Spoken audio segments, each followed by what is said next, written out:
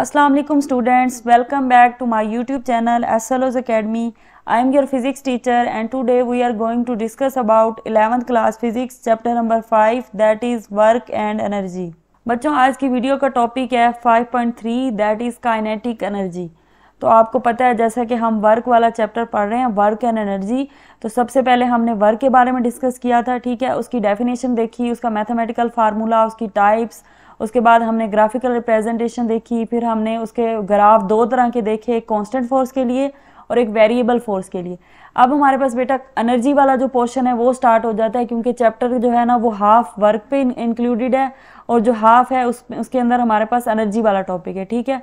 तो सबसे पहले हमारे पास काइनेटिक एनर्जी को डिस्कस किया गया है, क्योंकि एनर्जी जो है वो बहुत बेसिक कंसेप्ट है और वो आपको 9th क्लास से पता है क्या, जो एबिलिटी टू डू वर्क जो है ना उसको हम एनर्जी बोलते हैं, ठीक है।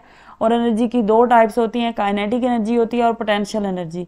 तो आपकी जो फर्स्ट ईयर की बुक है इसमें काइनेटिक एनर्जी से स्टार्ट किया गया एनर्जी के कंसेप्ट को, तो हम उसी को आज डिस्कस करने जा रहे हैं। तो सबसे पहले बेटा हमारे पास डेफिनेशन आ जाती है काइनेटिक एनर्जी की। The energy possessed by a body due to its motion is called kinetic energy. यानी कि किसी भी बॉडी के पास जो उसकी मोशन की वजह से एनर्जी आती है उसको हम बोलते हैं काइनेटिक एनर्जी, ठीक है। और इसके अलावा हमने पढ़ा हुआ है पोटेंशियल एनर्जी को, और पोटेंशियल एनर्जी बेटा होती है ड्यू टू इट्स पोजीशन, यानी energy possessed by a body due to its position is called potential energy. लेकिन क्योंकि हम काइनेटिक एनर्जी को डिस्कस कर रहे हैं वो मैं आपको वैसे ही आपकी इन्फॉर्मेशन के लिए बता रही थी, तो आप इसकी डेफिनेशन को याद रखेंगे। The energy possessed by a body due to its motion is called kinetic energy.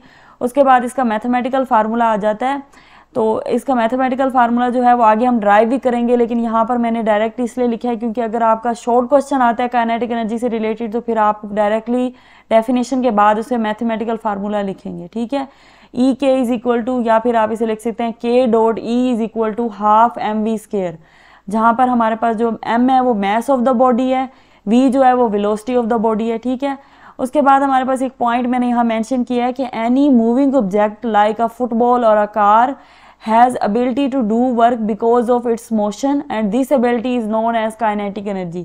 यानी ये काइनेटिक एनर्जी को एक और अंदाज में डिफाइन किया गया है कि कोई भी जो हमारे पास मूविंग ऑब्जेक्ट है, जैसे आपके पास फुटबॉल होती है वो मूव करती हुई जा रही होती है, या फिर आपके पास कार है, या आप क्रिकेट बॉल ले लें, या कोई भी मूविंग ऑब्जेक्ट जो भी आप इमेजिन करना चाहें अपनी आसानी के लिए वो इमेजिन कर लें, तो उसके पास एबिलिटी होती है काम करने की, यानी काम करने की उसके पास सलाहियत होती है। और वो क्यों होती है?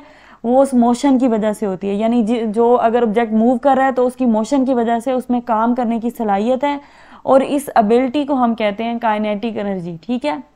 तो ये है काइनेटिक एनर्जी को एक और अंदाज में हम इस तरह डिफाइन कर सकते हैं। इसकी डेफिनेशन आपने यही लिखनी है, लेकिन ये इसके बारे में एक कंसेप्ट है, ठीक है।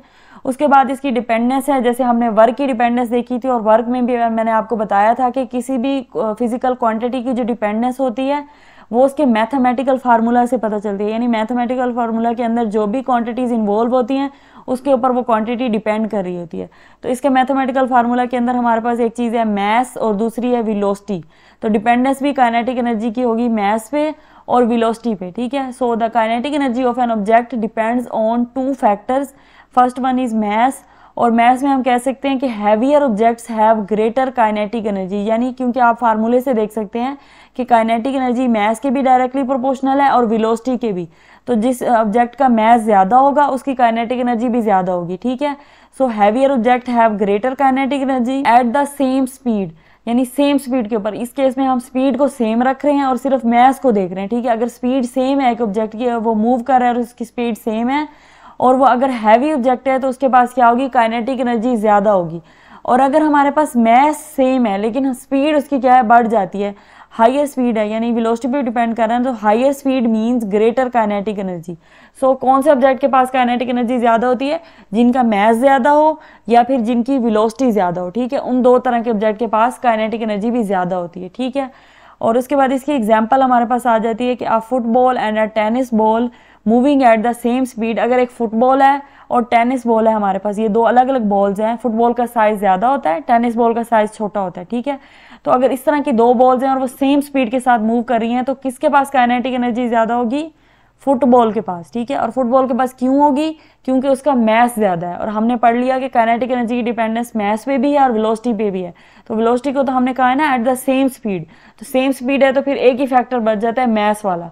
तो इस तरह से आप किसी भी दो ऑब्जेक्ट को लेके उनको कंपेयर करके देख सकते हैं। अगर तो उनकी स्पीड दोनों की सेम है तो फिर आप मैसेज की बेस पे डिसाइड करेंगे कि किसकी काइनेटिक एनर्जी ज़्यादा है, और अगर दोनों के मैसेज सेम है तो फिर आप वेलोसिटी यानी स्पीड की बेस पे डिसाइड करेंगे कि किसकी काइनेटिक एनर्जी ज़्यादा है। यहाँ पर इस एग्जांपल में हमारे पास क्योंकि स्पीड सेम है तो मैस की बेस पे हमने डिसीजन लिया, और फुटबॉल का मैस ज़्यादा होता है, so football has more kinetic energy. अब बेटा इसकी डेरिवेशन आ जाती है काइनेटिक एनर्जी के फार्मूले की, तो वो आपको पता है उसका फार्मूला होता है हाफ mv², ठीक है। उसको हम कैलकुलेट करते हैं, एक डेरिवेशन करते हैं उसके लिए। तो हम कंसीडरेशन करेंगे सबसे पहले, consider a force acts on a ball of mass m। आप कंसीडर कर लें कि आप ना एक बॉल है, उसका मैस m है, उसके ऊपर कोई ना कोई फोर्स लगा रहे हैं f, ठीक है।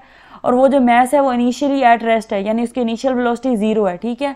उसके बाद हमारे पास आ जाते हैं moving it through a displacement s। जब हम उसके ऊपर फोर्स लगाएंगे तो जाहिर सी बात है वो मूव करेगा, कोई ना कोई डिस्प्लेसमेंट होगी उसके अंदर, उसको हम ले रहे हैं s until it reaches the final velocity, यहाँ तक कि वो एक फाइनल वेलोसिटी ले लेता है vf, ठीक है। तो इसको आप इस तरह से समझें कि फॉर एग्जांपल आपके पास एक बॉल है, इमेजिन करें उसका मैस है m, उसके ऊपर आप फोर्स लगाते हैं और वो क्या करता है, डिस्प्लेसमेंट कवर करता है, कोई ना कोई डिस्टेंस कवर करता है s, ठीक है, उसको हम s कह रहे हैं, और उसके पास एक फाइनल वेलोसिटी आ जाती है, उसको हम कहते हैं vf। तो by the definition of work की डेफिनेशन के अकॉर्डिंग हम लिख सकते हैं कि W is equal to E के, ठीक है। ये आप वर्क की डेफिनेशन से भी कह सकते हैं, या फिर आप इसको इस तरह से समझ सकते हैं अपनी आसानी के लिए कि हम कहते हैं ना कि एनर्जी की डेफिनेशन है, energy is the ability to do work, यानी एनर्जी काम करने की सलाहियत को हम कहते हैं। तो उस डेफिनेशन से हम वर्क को एनर्जी के इक्वल लिख सकते हैं, ठीक है। तो इक्वेशन 1 जो है ना हमारी वो बनती है W is equal to E के, यानी काइनेटिक एनर्जी, ठीक है। इसके बारे में एक थ्योरम भी है हमारे पास, वर्क एनर्जी थ्योरम, जो हम आगे डिस्कस करेंगे, जिसमें हम पढ़ेंगे कि किस तरह से वर्क जो है वो एनर्जी के इक्वल होता है। लेकिन यहाँ पर आप सिर्फ ये याद रखें कि W इज इक्वल टू हमने ई के लेना है, क्योंकि एनर्जी जो है वो एबिलिटी टू डू वर्क है। सो इक्वेशन नंबर 1 हमारी बन जाती है W is equal to E के। अब दूसरी इक्वेशन हमने लेनी है बाय न्यूटन सेकंड लॉ, ठीक है। यानी पहली इक्वेशन हमने डेफिनेशन से ले ली, दूसरी हम न्यूटन सेकंड लॉ से ले रहे हैं, और वो हमारे पास आपको सबको पता है कि F is equal to ma होता है। तो ये हमारी इक्वेशन नंबर 2 बन गई है। और तीसरी इक्वेशन हमने लेनी है from the third equation of motion. तो आपने 3 इक्वेशंस ऑफ मोशन पढ़ रखी हैं, first equation of motion, second and third. तो उसमें से जो थर्ड वाली है यानी 2as is equal to vf² minus vi², ये हमारी थर्ड इक्वेशन ऑफ मोशन होती है, उसको लेना है और वहाँ से हमने s का फार्मूला निकाल लेना है। s is equal to vf² minus vi² और 2a इस साइड पे आके डिवाइड हो जाएगा, और ये हमारी इक्वेशन नंबर 3 बन जाती है। अब ये हम इस तरह से कर क्यों रहे हैं? क्योंकि हम बेसिकली हम एनर्जी का फार्मूला कैलकुलेट करना चाह रहे हैं, ठीक है। और एनर्जी जो है हमने फर्स्ट इक्वेशन में कह दिया वो वर्क के इक्वल है, यानी एनर्जी को कैलकुलेट करने के लिए हम वर्क का फार्मूला यूज करेंगे, और वर्क का फार्मूला हमने पढ़ा था F क्रॉस S, ठीक है। अगर एनर्जी और वर्क इक्वल हैं तो एनर्जी का फार्मूला जो होगा वो भी बनेगा F क्रॉस S, और उसके लिए हमें फोर्स की वैल्यू भी चाहिए, डिस्प्लेसमेंट की भी। फोर्स की वैल्यू हमने न्यूटन सेकंड लॉ से निकाली है, डिस्प्लेसमेंट की वैल्यू हमने निकाली है, यानी डिस्टेंस से डिस्प्लेसमेंट की वैल्यू, एस की वैल्यू हमने निकाली है थर्ड इक्वेशन ऑफ मोशन से। अब जब ये दोनों वैल्यूज निकाल ली हैं तो एनर्जी का फार्मूला जो कि वर्क के इक्वल है, तो वर्क वाला फार्मूला हम लिखेंगे W is equal to E K is equal to F cross S, और इस फार्मूले में सिंपली हमने ये दोनों वैल्यूज यानी इक्वेशन 2 वाली और इक्वेशन 3 वाली सब्सटीट्यूट कर देनी है। So by substituting equation number 2 and 3 into 1, और 1 का क्या फार्मूला है हमारे पास, W का F क्रॉस S, इसके अंदर पुट करेंगे तो F की जगह आ जाएगा ma, क्रॉस S की जगह आ जाएगा vf² minus vi² bye 2a। अब आप देख सकते हैं कि एक्सेलेरेशन और एक्सेलेरेशन आपस में कट हो रहे हैं। सो ई K is equal to half यानी 1/2 ये वाला, और मैस यहाँ से आ जाएगा, और vf² माइनस vi²।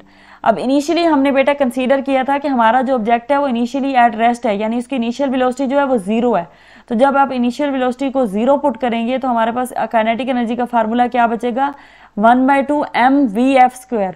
अब vf क्यों हम नहीं लिख रहे, क्योंकि हमारे पास एक ही वेलोसिटी बची है, तो कोई फाइनल या इनिशियल का केस ही नहीं है, ठीक है ना। अब कोई फाइनल या इनिशियल है, हम सिंपली उसको v से लिख देंगे, ठीक है। तो ई K is equal to half mv², और ये हमारे पास काइनेटिक एनर्जी का फार्मूला था और यही हमें ड्राइव करना था। और इस तरह से हम सिंपली इसको आप देख सकते हैं कि एक पैराग्राफ लिखेंगे कंसीडर करने वाला, और 3 इक्वेशन लेनी है, और 3 इक्वेशन में से दूसरी और तीसरी को जब पहली में हम पुट करेंगे तो इससे हमारे पास इक्वेशन नंबर 4 आ जाएगी उसके अंदर, फिर हमने इनिशियल वैल्यू जो है वो 0 पुट करनी है, तो हमारे पास जो फाइनल रिजल्ट है वो आ जाएगा। ठीक है, तो सिंपल सा बेटा ये डेरिवेशन है जो आप नॉर्मली कर सकते हैं। और एंड पे मैंने थोड़ा सा जिक्र किया है जो आपकी बुक के अंदर था वर्क काइनेटिक एनर्जी थ्योरम के बारे में, कि हमारे पास जो W है वो काइनेटिक एनर्जी के चेंज के इक्वल है। ठीक है, यानी कि वैसे तो हमने कहा है ना W काइनेटिक एनर्जी के इक्वल है, लेकिन उसके चेंज के इक्वल आप कह सकते हैं, ज़्यादा प्रीसाइजली इसको आप इस तरह से लिख सकते हैं। ठीक है, और इसका मतलब ये है कि work done on an object is equal to the change in kinetic energy, यानी किसी भी ऑब्जेक्ट की जितनी काइनेटिक एनर्जी चेंज हो रही है ना, इसका मतलब है उसके ऊपर उतना वर्क हुआ है। ठीक है, और इसको आप समझने के लिए यूं कह सकते हैं कि अगर एक ऑब्जेक्ट मूव कर रहा है ना, तो उसके पास काइनेटिक एनर्जी होगी, और हम उसके ऊपर फोर्स लगाते हैं, यानी वो ऑलरेडी मूव कर रहा है, उसके पास पहले ही काइनेटिक एनर्जी आ रहा है, हम उसके ऊपर कोई ना कोई फोर्स लगाते हैं, यानी वर्क करते हैं, उस वर्क की वजह से उसकी काइनेटिक एनर्जी मजीद इंक्रीज हो जाती है, तो चेंज हुआ है, यानी पहले भी थी और इंक्रीज हो गई, तो ये जो चेंज आया वो W के इक्वल होगा, यानी उतना ही चेंज आएगा जितना हमने उसके ऊपर वर्क किया होगा। ठीक है, तो ये छोटा सा कंसेप्ट एंड में था, तो ये भी हमने डिस्कस कर लिया।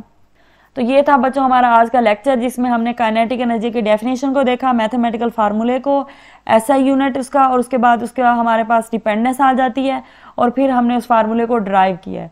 तो ये आपका एक शॉर्ट क्वेश्चन आ सकता है, क्योंकि पेपर में इस तरह का लॉन्ग नहीं आएगा। ठीक है, या फिर लॉन्ग का कोई एक पार्ट बन के मे भी आ जाए, तो आप इसे अच्छी तरह से प्रिपेयर कर सकते हैं। आई होप आपका लेक्चर जो है ये क्लियर हो गया होगा, इसमें कोई कंसेप्ट ऐसा नहीं है जो कि कन्फ्यूजिंग हो, लेकिन फिर भी अगर आपका कोई क्वेश्चन है तो आप कमेंट सेक्शन में लाजमी पूछ लीजिएगा, मैं आपको आंसर कर दूंगी। Thank you so much.